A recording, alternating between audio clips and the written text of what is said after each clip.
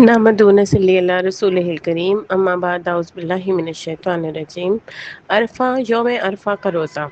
یوم عرفہ اگر 9 ذی الحج کو ہوتی ہے، جس دن حج کا دن ہوتا ہے، اس دن ہم عرب کے حساب سے روزہ رکھیں گے، تو ہم ایک 8 ذی الحج کا اور ایک 9 ذی الحج کا رکھیں گے، تاکہ ہم اپنے پاکستان کے حساب سے بھی رکھ لیں اور ہم اپنے علاقے کے حساب سے بھی رکھ لیں اور ہم سعودی عرب کے حساب سے بھی رکھ لیں۔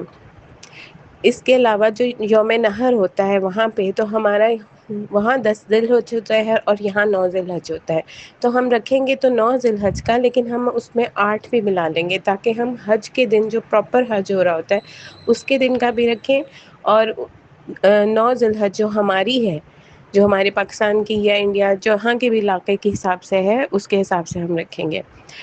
اس دن یوم عرفہ کا روزہ جو ہوتا ہے اس کی بہت فضیلت ہے۔ اس کے بارے میں یہ کہا جاتا ہے کہ اللہ تعالیٰ اس دن جہنمیوں کو جہنم سے چھٹکارا دیتا ہے اور بہت زیادہ ثواب ہے، اور پورے سال کے گناہ معاف ہو جاتے ہیں۔ تو اس لیے ہم سب کو چاہیے کہ ہم یہ روزہ رکھیں اور ہمیں اللہ تعالیٰ اس کو رکھنے کی توفیق عطا فرمائے۔ جزاک اللہ خیرا کثیرا۔